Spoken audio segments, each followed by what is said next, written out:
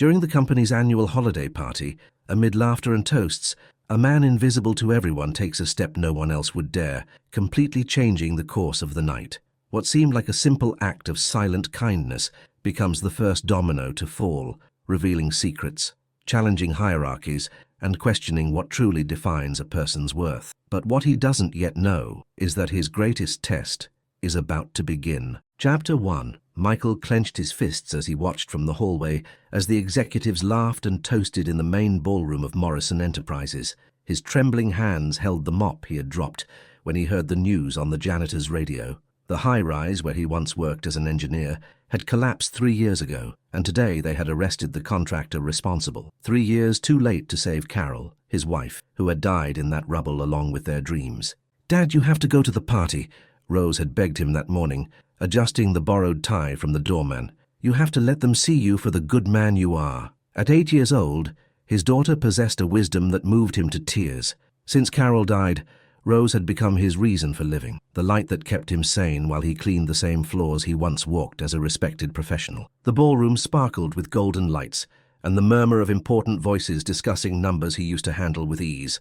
Now, he was just the invisible man who emptied wastebaskets and cleaned up coffee stains. He stood by the door, feeling completely out of place when a scene paralyzed him. In the farthest corner of the room, Anna Morrison, the powerful CEO and heiress of the company, was completely alone. Not alone in the sense of being without company, but alone in the most painful sense. Several executives surrounded her, forming a perfect circle of hypocrisy, whispering comments that were meant to be funny, but which Michael immediately recognized as cruel. Anna's gaze was lost, clearly affected by alcohol, while her own employees turned her into the evening's entertainment.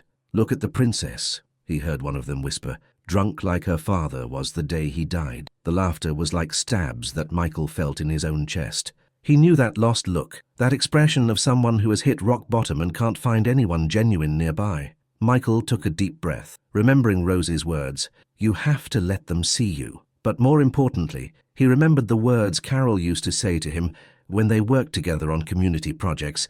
"Dignity doesn't come from the position you have, Michael, but from how you treat those who can't defend themselves." With a firm step, he crossed the ballroom. Conversations gradually stopped as he passed. The expensive suits moved aside with expressions of disdain and surprise.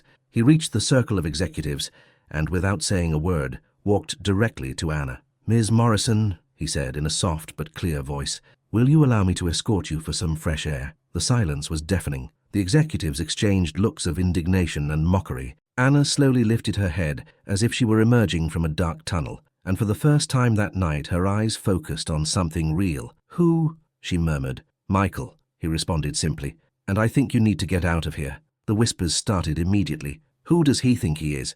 He's just the janitor. What nerve?" But Michael didn't hear them. He only saw a woman who, behind the power and wealth, had the same expression of loss that he had seen in his own mirror for months. Anna stared at him for a few seconds that felt like an eternity. Then, to the surprise of everyone, including Michael, she slowly nodded and stood up. He offered her his arm with the same courtesy he would have shown any lady, and she accepted. They walked through the silent crowd to the exit. Michael could feel all eyes on them. He could hear the whispers intensifying behind them, but he kept going. In the parking lot, the cool night breeze seemed to revive Anna a bit. "Why?" she asked suddenly, stopping next to his modest car. "Because I recognize pain when I see it," Michael answered with brutal honesty, "and because no one deserves to be the entertainment for people who should respect them." Anna looked at him with an intensity that made him uncomfortable. It was as if she were seeing right through him, unraveling secrets he didn't even know he had. "You're not just a janitor," she stated. It wasn't a question. Michael felt something stir in his chest. For 3 years he had carefully built the image of the simple man who cleaned in silence, who had accepted his fate. But this woman, in her vulnerable state, had seen something that others had overlooked. "I'm Rose's dad," he finally replied. "That's all that matters now." The drive to the Morrison mansion was silent. Anna had closed her eyes, but Michael knew she wasn't sleeping. When they arrived, she remained in the seat for a few moments, as if she didn't want to face the loneliness of her own home. "Michael," she said his name as if testing how it sounded. "Thank you." He nodded and waited until he saw her enter safely before leaving. He didn't expect to ever speak to her again. In his experience, gestures of kindness were forgotten with morning sobriety, but he was wrong. At 7 the next morning, as Michael was getting Rose ready for school in their modest apartment, the phone rang. It was Anna Morrison's personal assistant. "Mr. Reynolds must report to the director's office at 9 o'clock sharp," the professional voice informed him. Rose, who had overheard the conversation while eating breakfast, smiled that smile that could light up Michael's greyest mornings. "See, Dad, I told you had to let them see you." Michael arrived at the building 30 minutes early, as was his custom, but this time he didn't go to the janitor's closet. He took the executive elevator to the top floor, something he had never done in his 3 years of work. Anna Morrison's office was exactly what he expected, imposing, cold, designed to intimidate. But the woman who received him was not the distant figure he had imagined. Anna was standing by the window, in a navy blue dress that made her look professional but not unapproachable. When she turned to him, Michael noticed her eyes were clear, lucid, but also curious. "Please have a seat," she said, motioning to a chair in front of her desk. Her voice had a completely different tone than the night before. Michael remained standing. "Ms. Morrison, if I'm here to be fired, I'd rather take it standing up." Anna smiled for the first time since he had met her, and it was a genuine smile that completely transformed her face. "You're not going to be fired, Michael. Quite the opposite." She paused, studying his reaction. "I want to offer you an opportunity." The next words changed everything. Anna explained that she had been observing his work for months, not just as a janitor but as a person. She had noticed how he organized supplies with an engineer's efficiency, how he solved minor technical problems without reporting them, how he treated all employees with equal respect, regardless of their position. "I need an operations assistant," she concluded, "someone who understands both the groundwork and the human dynamics, someone I can trust." Michael felt the world sway beneath his feet. "Ms. Morrison, I don't have the credentials you're looking for." "You have something better," Anna replied firmly.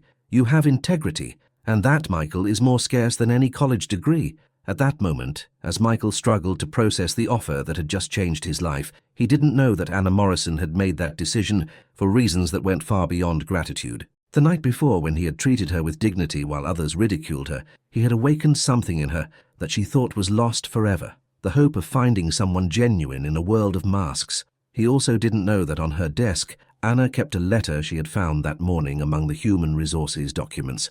The letter of recommendation Carol had written about him years ago, when they both worked as volunteers at the shelter for homeless families. A letter that spoke of the engineer Michael Reynolds as the most decent man I have ever known, capable of building bridges not just of concrete, but between hearts. "Will you accept the position?" Anna asked, extending her hand. Michael thought of Rose, of Carol, of the second chance life was offering him in the most unexpected way. "Yes," he replied, shaking that hand that would seal not only a new job, but the beginning of something neither of them could imagine. "How would you feel if, after losing everything, a single act of kindness changed your destiny?" Tell me where you are listening to this story from. Chapter 2. Michael's first day in his new office began with a humiliation he hadn't anticipated. When he arrived at the executive floor at 8 o'clock, he found his desk completely empty and a note that read, "The supplies are in the basement where you belong." It was signed by Carl Marshall, the Vice President of Operations. Michael calmly went down to the basement, retrieved his work materials and returned. When Carl arrived an hour later, expecting to find the office empty, he was met with Michael reviewing operational efficiency reports, with the concentration of someone who understood exactly what he was reading. "Excuse me," Carl said with sarcasm, "I think you're on the wrong floor." Michael calmly looked up. "Good morning, Mr. Marshall. I was reviewing the maintenance reports from the last 6 months. Did you know we could reduce repair costs by 40% just by changing the preventative maintenance schedule?" Carl's expression changed from mockery to bewilderment. He had expected to intimidate a scared janitor, not to receive a technical analysis that, on top of that, made perfect sense.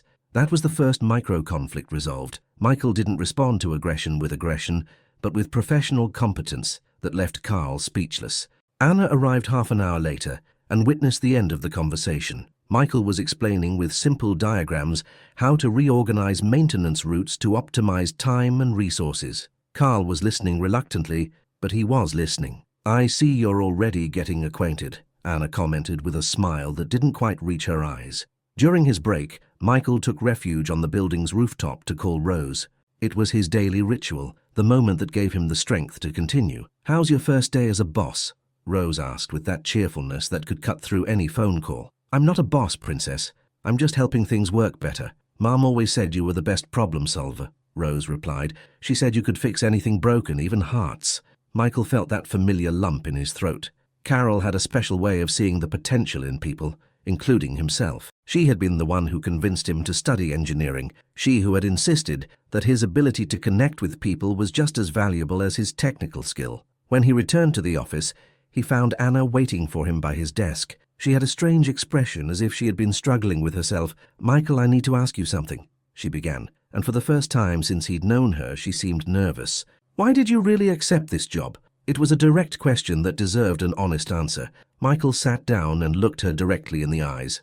"Because my daughter deserves to see that her father hasn't given up," he replied. "And because there's something about you that reminds me I can still make a difference." Anna blinked, clearly not expecting that response. "Something about me?" "The loneliness," Michael said simply. "I recognize loneliness because I've lived it. But yours is different. You're alone surrounded by people, which must be so much worse." The silence that followed was uncomfortable, but not hostile. Anna walked over to the window and stood there for several minutes. "My father died 2 years ago," she finally said without turning to him. "Car accident. He was drunk." She paused, "Just like I was last night." Michael felt that something important was being shared, something Anna probably hadn't verbalized before. "The employees respect me because of my last name and my bank account," Anna continued. "But when they see me vulnerable, when they see me as human, they turn into vultures. You were the first person in 3 years who saw me drunk and decided to protect me instead of taking advantage. No one should be alone in their worst moments," Michael responded. Anna turned to him with glistening eyes. "Are you alone too?" Michael hesitated. It was time to reveal part of his story, the 30% that would change how Anna saw him forever. "My wife died 3 years ago," he confessed, "in the collapse of the St. Francis Tower. I was the supervising engineer on that construction." The impact of those words was immediate. Anna knew the case, the whole country knew it.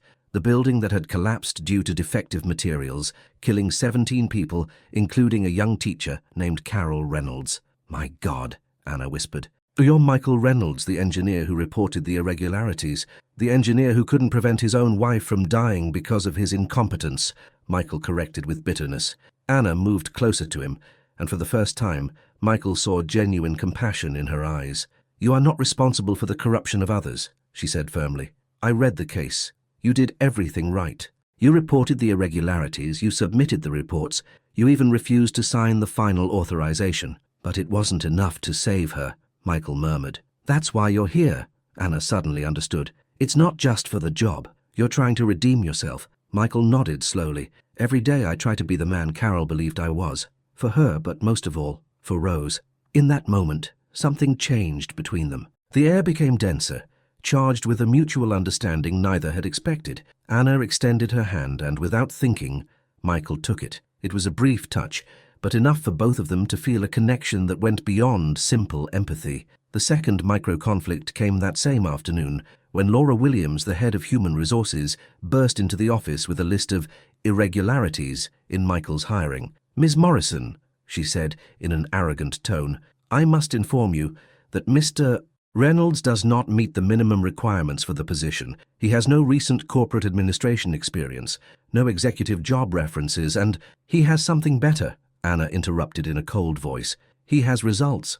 In one day he has identified more real operational problems than my entire executive team in 6 months. Laura didn't give up. "But ma'am, what will the shareholders think? The clients? A former janitor in an executive position? They will think we finally have someone who understands this company from the ground up to the top floor," Anna replied, with a firmness that surprised even Michael. "And if you have a problem with my hiring decisions, you can submit your resignation." Laura left, visibly annoyed, but defeated. Michael had witnessed something important. Anna publicly defending him, risking her own reputation for him. "You didn't have to do that," Michael said once they were alone. "Yes, I did," Anna responded. "Because you were right last night. I also recognize pain when I see it, and I recognize integrity when I find it." The third micro-conflict came at the end of the day, when Michael received a call from Rose's school. His daughter had gotten into a fight defending a classmate from other kids' bullying. "I have to go," he told Anna, clearly distressed. "Rose is in trouble at school." "Go," Anna replied immediately. "And Michael, if you need to take her with you tomorrow, you can bring her here. We have a conference room that's empty in the afternoons." Michael looked at her in surprise. "Are you sure? I'd like to meet the girl who raised such a good father," Anna smiled. When Michael arrived at the school, He found Rose sitting in the principal's office with a split lip, but her chin held high. The principal, a stern woman named Mary Smith, explained that Rose had hit a boy who was making fun of a disabled classmate. "I do not condone violence in my school," the principal declared, "and I don't condone allowing bullying," Rose retorted, with a courage that made Michael proud and worried at the same time. Michael knelt in front of his daughter. "Rose, I understand why you did it, but hitting is never the solution. So what should I have done, Dad? Let them keep hurting Lewis." Michael saw in his daughter's eyes the same fire Carol had, the same inability to ignore injustice. It was beautiful and terrifying at the same time. "Next time you come and talk to me or your teacher first," Michael explained. "But Rose, I'm proud of you for standing up for your friend. We just need to find better ways to do it." In the car on the way home, Rose asked, "Is your new boss pretty?" Michael almost choked. "Why do you ask that?" "Because you smile differently when you talk about her," Rose observed, with that unsettling perception that children have. "Like you used to smile when you talked about Mom." Michael felt his stomach flip. Was it that obvious? Had he really started to feel something for Anna Morrison that went beyond professional gratitude? "Rose, Ms. Morrison is my boss. It's important to maintain a professional relationship." "Dad," Rose said with that 8-year-old wisdom that sometimes scared him, "Mom told me in my dreams that it's okay for you to be happy again." That night, as Michael was tucking Rose into bed, she made him promise that he would take her to meet the lady who makes Dad smile. It was a promise Michael would make, not knowing that it would change everything. Because when Anna met Rose the next day, she would see in that brave and compassionate girl the reflection of what Michael had been able to create despite his pain. And for the first time in years, Anna Morrison would begin to wonder what it would feel like to be part of a real family, not the cold corporate dynasty she had grown up in. Love, as Michael was about to discover, sometimes comes disguised as second chances you never saw coming. Have you ever felt that unexpected spark that changes your whole world in a single day? Share with me what you are most excited about in this story. Chapter 3. Rose walked into Anna Morrison's office as if it were her own kingdom. She was wearing her school uniform, immaculately ironed by Michael, and a smile that could melt the hardest heart. Anna, who had been nervous all morning anticipating this meeting, felt completely disarmed. "You must be the lady who makes my dad smile," Rose declared without preamble, extending her small hand with the formality of an adult.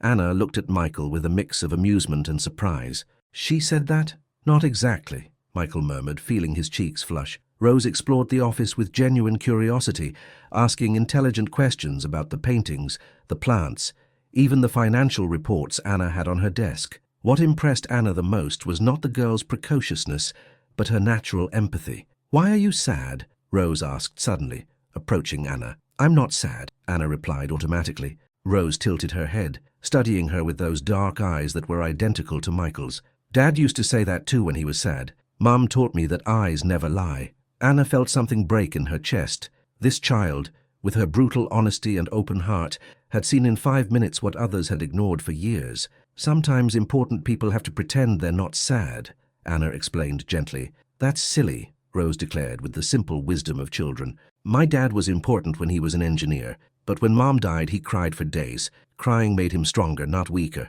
Michael intervened gently. "Rose, remember that not everyone processes pain the same way. But everyone needs hugs when they're sad," Rose replied. And before Anna could react, the girl had wrapped her in a spontaneous and warm hug. Anna stiffened for a moment, unaccustomed to such genuine displays of affection. Then, gradually, she relaxed and returned the hug. It was the first time in years that someone had hugged her without wanting anything in return. When Rose pulled away, Anna's eyes were moist. "Thank you," she whispered. "Do you want to have lunch with us?" Rose asked. "Dad makes the best meatloaf sandwiches in the whole country." Anna looked at Michael, who seemed mortified. "Rose, Miss Morrison is very busy." "Actually," Anna interrupted, "I don't have any lunch appointments."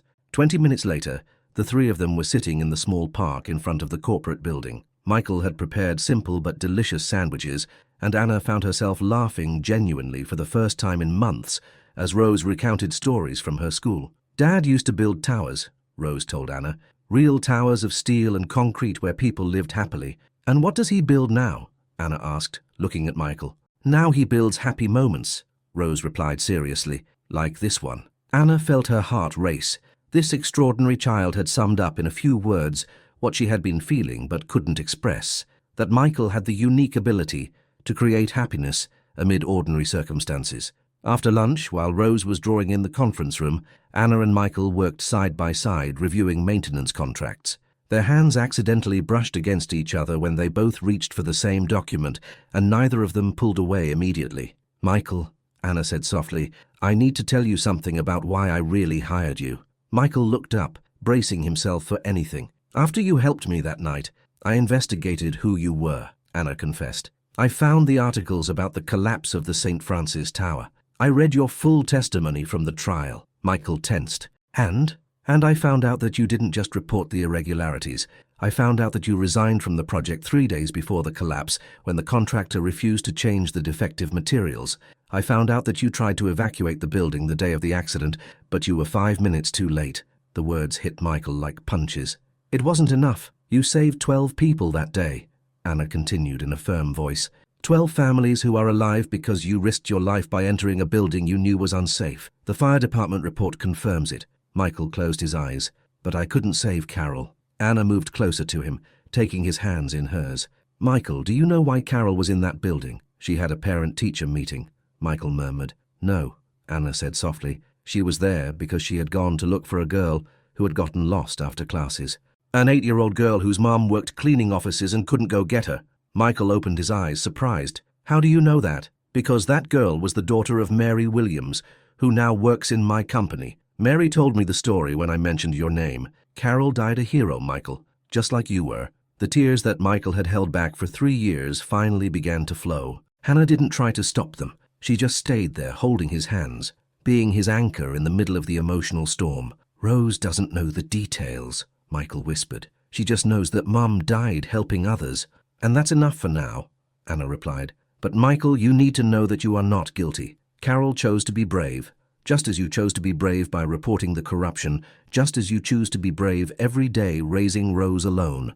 In that moment, with his defenses completely broken down and the weight of 3 years of guilt beginning to lift from his shoulders, Michael did something he had sworn never to do again. He allowed himself to feel hope. Not just professional hope, but hope that maybe, just maybe, he could be happy again. Anna, seeing the pure vulnerability in Michael's eyes, felt something she had been avoiding recognizing. She was falling in love. Not with the exemplary employee or the tragic widower, but with the decent man who had emerged from his own ashes to become something beautiful. "Anna," Michael murmured, using her first name for the first time. "Yes, thank you for really seeing me." Anna moved closer until she could feel his breath. "Thank you for letting me see you." The kiss was soft, tentative, full of all the tenderness they had been denying themselves.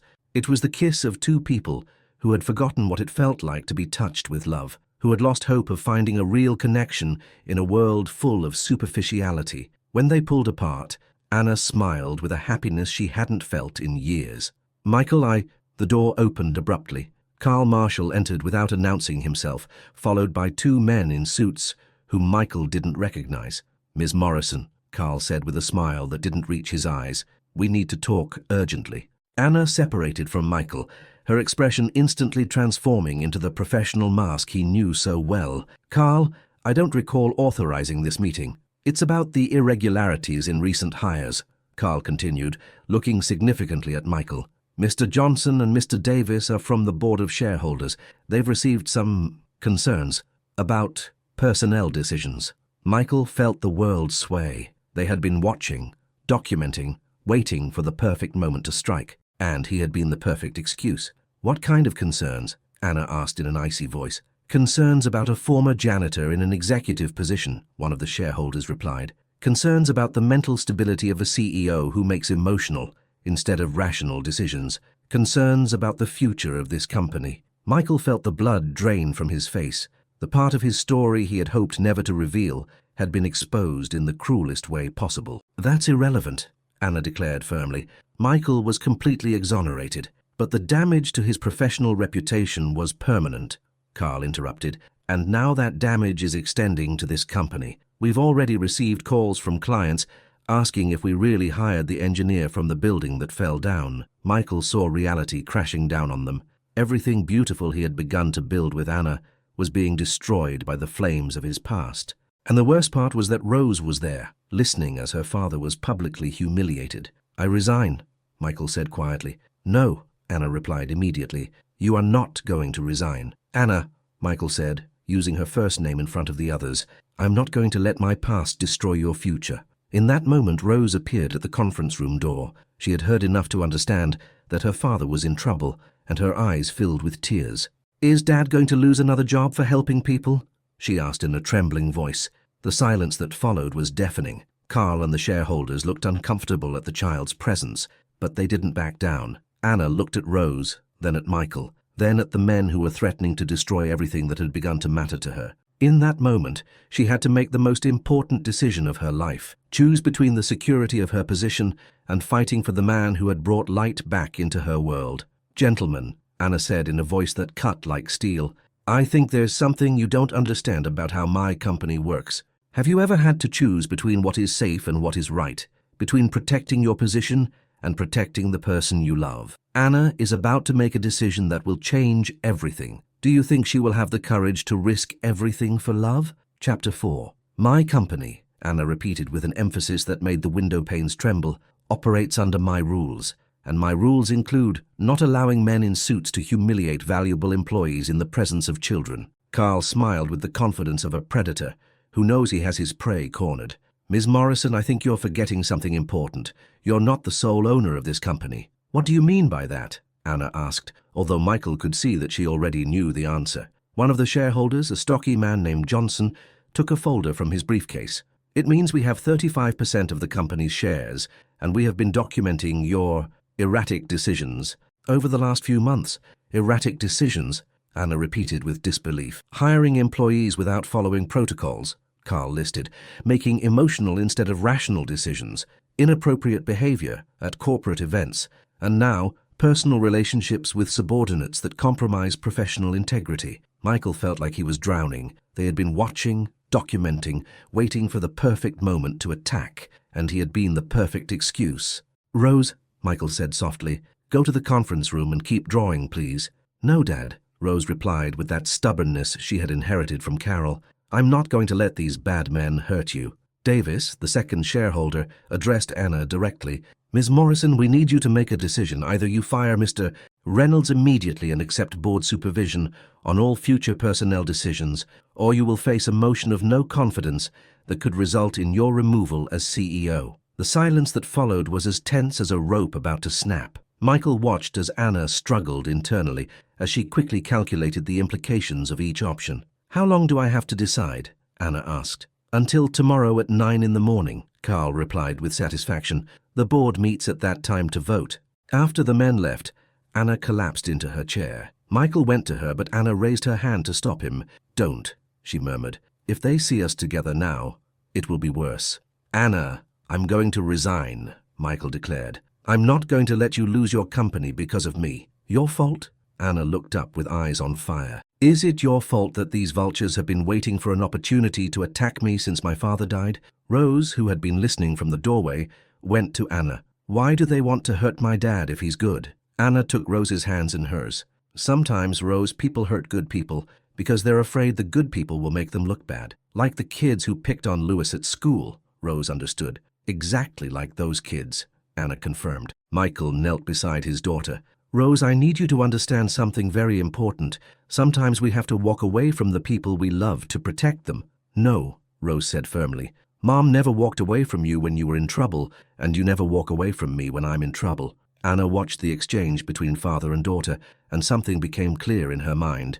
It was time to reveal everything, to lay all the cards on the table. "Michael, Rose," Anna said in a trembling voice, "there's something you need to know about me, something that explains why I'm willing to risk everything for you." Michael looked at her with complete attention. "When I was 12 years old," Anna began, "my parents got divorced. It was a very public, very messy divorce. My mother lost everything in the process because my father had better lawyers and more political connections." Anna stood up and walked to the window, as if she needed distance to tell the story. "My mother was left with no money, no home, no job. No one wanted to hire her because they were afraid my father would punish them. She ended up cleaning offices to survive." Michael felt his breath catch. "One night when I was 14, I found my mother crying in the kitchen of our tiny apartment. I asked her what was wrong, and she confessed that she had met a good man, a widowed engineer with a little daughter, who treated her with respect and kindness. But she had to walk away from him because the relationship could hurt his career. Anna turned to Michael with tears in her eyes.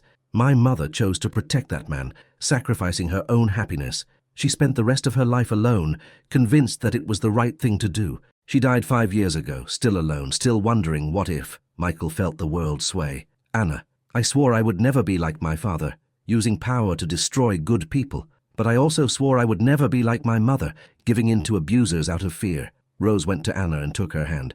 Is that why you're sad, because you miss your mom? Yes, little one. And because I'm afraid of making the wrong decisions, like my family did. Michael stood up slowly. Anna, I'm not going to let you repeat your mother's mistakes.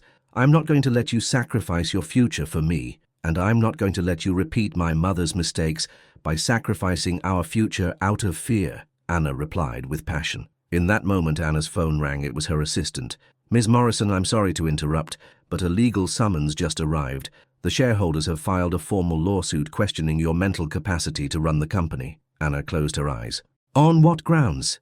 Erratic behavior, emotional decisions, and inappropriate relationship with a subordinate employee with a questionable background. Michael saw Anna slump. Not only had they escalated the conflict, but they had made it public. By tomorrow, all the financial press would be talking about the scandal. Anna, Michael said in a broken voice, this is over. I can't stay. Yes, you can, Anna insisted. We can fight this together. At what cost? Michael asked. Your company? Your reputation? Your future? Rose, seeing the anguish of both adults, began to cry. Why can't you be together if you love each other? The girl's question cut like a knife, because she was right. They loved each other. In just a few weeks, Michael and Anna had found something in each other that they thought was lost forever. But love, sometimes, isn't enough against the forces that conspire to separate people. Because sometimes, Princess, Michael said in a broken voice, loving someone means protecting them even if it means walking away. Anna went to him, taking his face in her hands. Michael, don't leave me. Not without a fight. You've fought enough, Michael replied, kissing her palms gently. It's my turn to protect you. Michael took Rose's hand. We're leaving, Princess. No, Rose shouted. Anna needs us. Just like Mom needed you to be brave. Rose's words hit Michael like a punch. Carol had needed him to be brave, and he had failed. Now Anna needed the same thing, and he was running away again. But before he could change his mind, his phone rang. It was a number he didn't recognize. Michael Reynolds? An unknown voice asked. Yes. I'm a reporter from the Herald. Could you comment on your romantic relationship with Anna Morrison and how your criminal background could affect the company? Michael hung up immediately, but the damage was done. The media was already involved. Within hours, the story would be everywhere. Anna, Michael said with final resignation, this is over. If I stay, they will destroy you, and I can't live with being responsible for ruining another person I love. Anna looked at him with desperation. Michael, please, I love you, Michael said simply. That's why I'm leaving. He took Rose, who was crying inconsolably, and left the office. Anna was left alone, surrounded by the ruins of what could have been the love of her life, facing the most difficult decision of her existence. Fight alone against the forces that threatened to destroy her, or give up and accept that some battles cannot be won. In the elevator, Rose looked at her father with eyes full of tears and disappointment. Dad, Mom always said that brave people don't run away. Michael felt his heart break in two. Sometimes, Princess, being brave means knowing when to walk away. No, Rose said with the absolute certainty of an 8-year-old. Being brave means staying and fighting for those you love, no matter how difficult it is. As the elevator doors closed, Michael saw for the last time the office where he had found not only a job, but hope. And he wondered if Rose was right, if he was making the biggest mistake of his life by running away instead of fighting. Have you ever had to choose between protecting someone you love and fighting for that love? Michael thinks he's doing the right thing, but what if he's wrong? What if true courage is the exact opposite of what he's doing? Chapter 5. 3 days had passed since Michael left Morrison Enterprises, and each one felt like an eternity. Rose had stopped talking to him after that first night, when he explained that he wouldn't be going back to work with Anna. His daughter looked at him with a disappointment that hurt more than any physical blow. Michael had gone back to his job as a janitor in a different building, one where no one knew his story. He cleaned the same floors, emptied the same waste baskets, but now each task felt like penance for the happiness he had had and lost. Rose finally broke her silence on Wednesday morning as they were eating breakfast in silence. Anna's on TV, she announced without looking at him. Michael looked up from the newspaper he had been pretending to read. On the small kitchen television, Anna appeared leaving a corporate building, surrounded by reporters shouting questions. She looked pale, gaunt, but she held her head high. The Morrison Enterprises Board of Shareholders will vote today on a motion of no confidence against CEO Anna Morrison, the reporter was saying. The accusations include mismanagement of human resources, erratic business decisions, and inappropriate behavior with employees. Michael turned off the television abruptly. "Why aren't you helping her?" Rose asked in an accusatory voice. "Rose, we already talked about this." "No, Dad, you talked. I listened, but I don't agree." Michael sighed. "Princess, sometimes adults have to make difficult decisions. Like when Mom decided to go into that building to save that little girl," Rose interrupted. The question hit Michael like a hammer. "That's different." "No, it's not different," Rose insisted, with a maturity that scared him. "Mom chose to do the right thing even though it was dangerous. Anna is doing the right thing even though it's dangerous. But you're choosing the easy thing even though it's bad." "Rose, Mom spoke to me in my dreams again," Rose declared, crossing her arms. "She told me you're being a coward." Michael felt the air escape his lungs. "Rose, Mom can't talk to you in your dreams." "She can, and she does," Rose affirmed with total conviction. "And she told me to remind you of something, that when you love someone, you don't abandon them when things get difficult.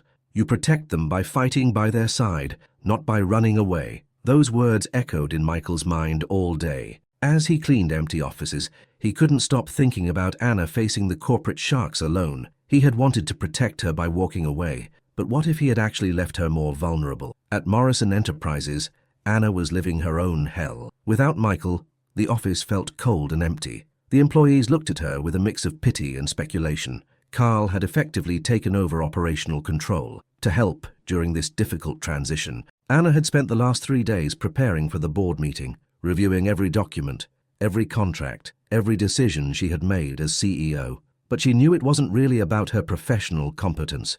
It was about power, control, about men who couldn't tolerate a woman making independent decisions. The hardest blow came that afternoon, when her assistant informed her that several important clients had paused their contracts until the leadership situation was resolved. The economic damage was already real and significant. Anna was reviewing the numbers when her phone rang. It was a number she didn't recognize. "Ms. Anna," a small, familiar voice asked. "Rose?"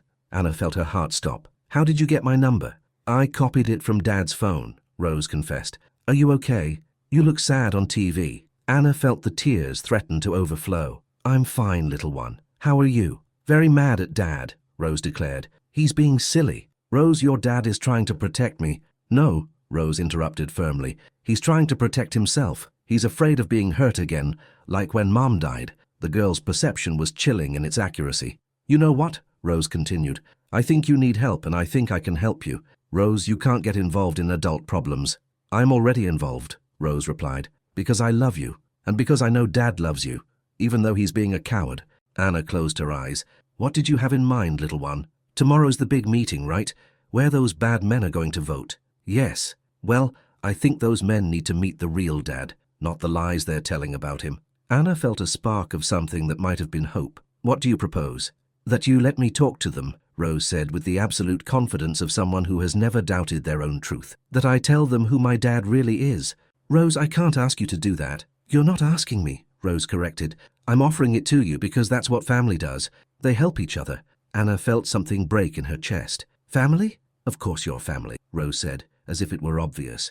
"Dad loves you, you love him, I love you both. That makes us a family, doesn't it?" After hanging up, Anna sat in her empty office, processing the conversation. This extraordinary 8-year-old girl had seen the solution that all the adults had overlooked. The truth, simple, pure, unwavering truth about who Michael really was. That night, Anna made a decision. She wasn't going to fight this battle with her enemy's weapons, corporate policies, legal maneuvers, power plays. She was going to fight it with the only weapon she truly had, the truth about the man she loved and the family she had found. Meanwhile, Michael was tucking Rose into bed when she asked a question that would completely disarm him. "Dad, when did you know you loved Mom?" Michael smiled sadly. "The first time I saw her defending a kid who was being bullied in the park. She was your age then. And when did you know you loved her so much that you would do anything for her?" "When I realized that her happiness was more important than my fear," Michael replied honestly. Rose looked at him with those dark eyes that seemed to see directly into his soul. "Don't you think Anna deserves the same kind of love?" Michael felt something crumble inside him. "Rose, tomorrow is the big meeting," Rose said softly. "The meeting where they're going to decide if Anna loses everything for loving you. That's why I walked away. No, Dad. You walked away because you were afraid. But true love doesn't run from fear. It faces it. Rose sat up in bed, taking her father's small hands in hers. Dad, when Mum went into that building to save that little girl, do you think she wasn't scared? I'm sure she was very scared. Then why did she do it? Michael closed his eyes. Because it was the right thing to do. And staying and fighting for Anna, isn't that the right thing to do? Michael opened his eyes and saw his daughter, his wise, brave, extraordinary daughter, looking at him with a mix of love and defiance. Rose, if I go tomorrow, it could make things worse for Anna. Or you could save her, Rose replied, like she saved you from being invisible. Michael felt the last defenses around his heart fall. Rose was right. Anna had saved him from invisibility, had restored his worth as a man, had given him hope when he thought he didn't deserve it, and he had abandoned her in her darkest moment. What do you suggest I do? Michael asked. Rose smiled, the first real smile she had given him in 3 days. Be the brave dad Mum fell in love with. Be the good man Anna loves. Go tomorrow and tell those bad men exactly who you are. And what if they don't listen to me? Then at least Anna will know you didn't abandon her when she needed you most.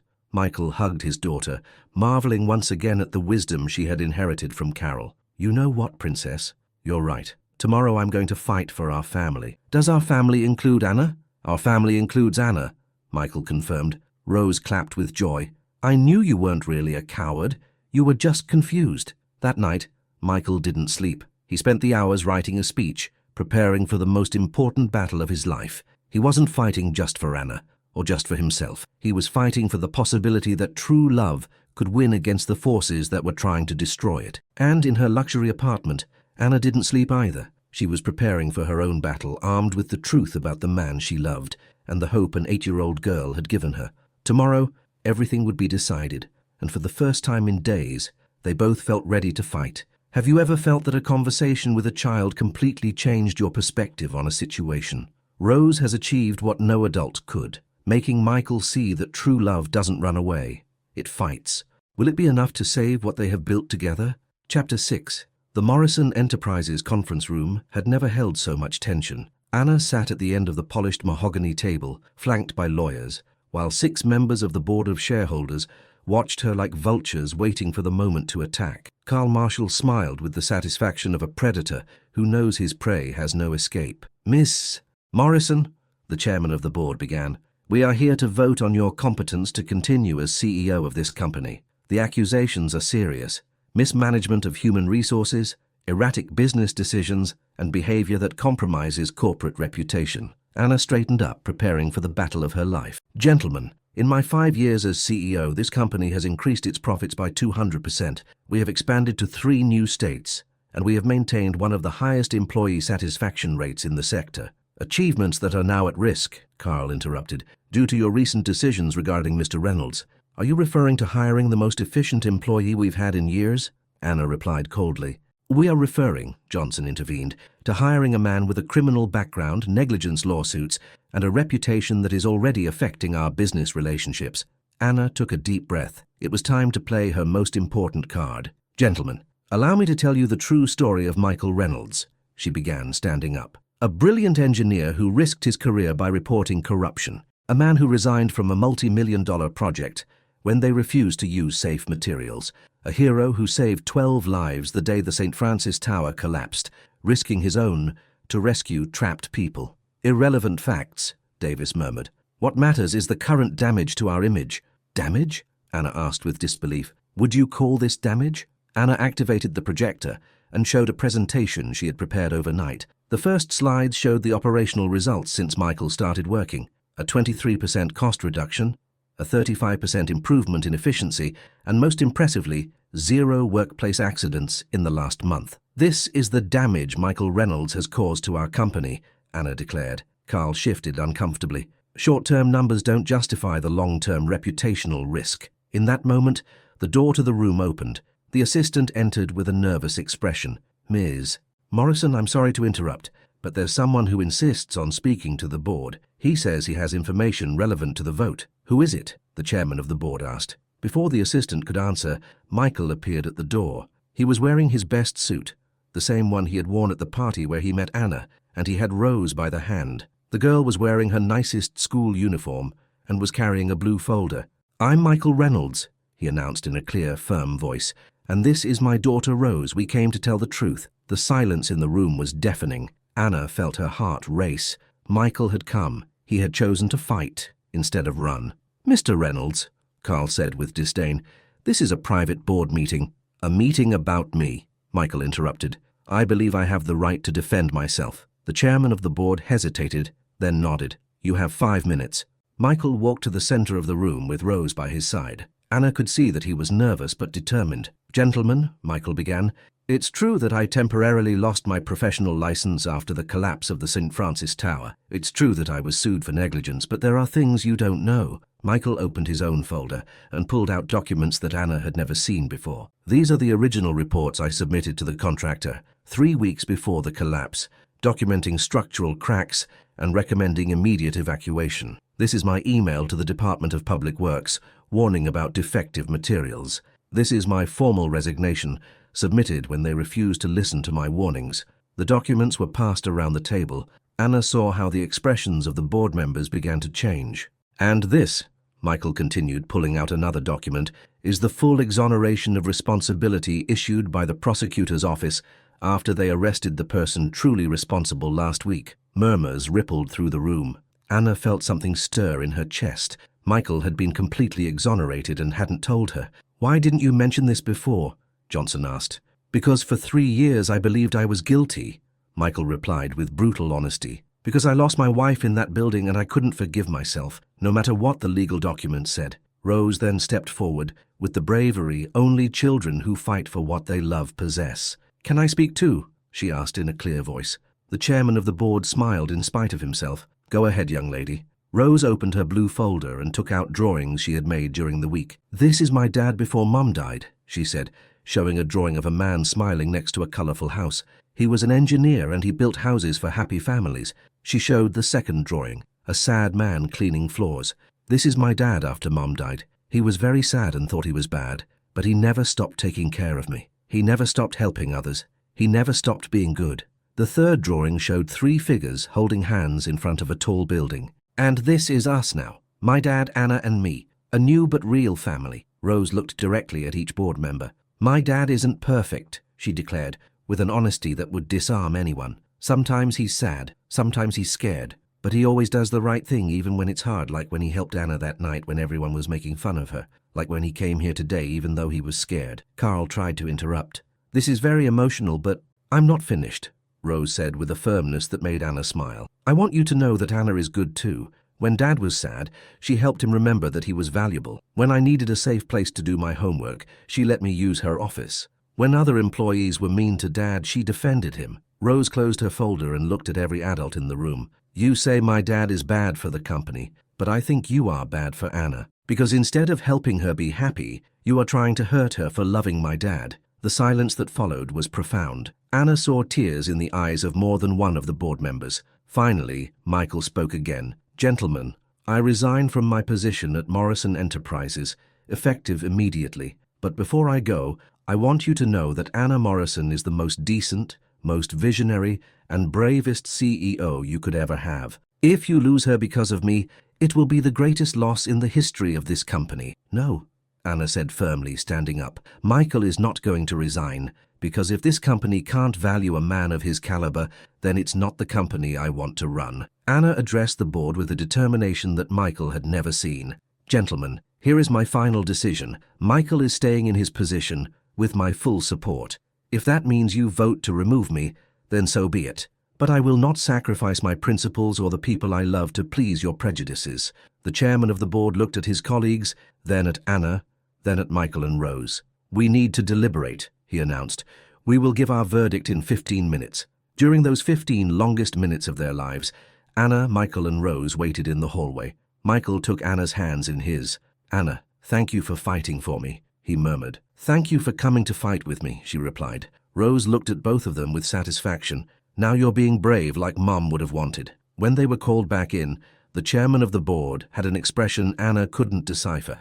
"After deliberating," he began, "the board has reached a unanimous decision." Anna closed her eyes, bracing herself for the worst. "Mr. Reynolds will keep his position. Ms. Morrison will keep her position as CEO. And the board apologizes for having questioned the judgment of a leader who clearly understands true value above appearance." Anna opened her eyes, incredulous. What? Johnson stood up. Miss Morrison, after hearing the real facts and seeing the character of the people involved, we realized that our concerns were based on incomplete information and, frankly, on unjustified prejudices. Carl looked defeated but resigned. The operational results speak for themselves. Regardless of our personal reservations, Mr. Reynolds has proven his value to the company. Anna felt her legs give way. Michael held her up while Rose clapped with joy. Furthermore, the chairman continued, we want to formalize something else. This company needs more leaders with the integrity of Mr. Reynolds. We are offering you the position of Director of Operations with the corresponding salary and benefits. Michael looked at Anna, then at Rose, then at the board. I accept, he said simply, but with one condition. Which is, Michael smiled, wrapping his arms around Anna and Rose, that it be clearly understood that my family is my priority, always. Understood and respected, the chairman confirmed. 6 months later, Anna Morrison and Michael Reynolds got married in a small, intimate ceremony in the garden of the company that had brought them together. Rose was the maid of honor, wearing a blue dress she had chosen herself. Michael had personally designed the house where the three of them would live. Not a palace, but a real home filled with love and laughter. Anna had learned that true wealth is not in bank accounts, but in the people who love you unconditionally. Michael had learned that worth does not come from professional titles, but from the ability to get up after falling and fight for what matters. And Rose had learned that sometimes adults need children to remind them what it means to be brave. The company prospered under their joint leadership, but more importantly, the family they had built on the foundations of loss, forgiveness, and the second chance that love always offers to those who have the courage to take it, prospered. Because in the end, Michael had built something more beautiful than any building. He had built a home where 3 broken hearts had learned to beat as one. And you who have followed this story to the end, have you found the courage to fight for your own second chance? Have you learned, like Michael and Anna, that true love is not perfect, but it is brave? Tell me where you are reading this from. What has it taught you about the courage to love after loss? Because as Rose taught us, sometimes the most beautiful endings begin with the courage not to give up when all seems lost. The end.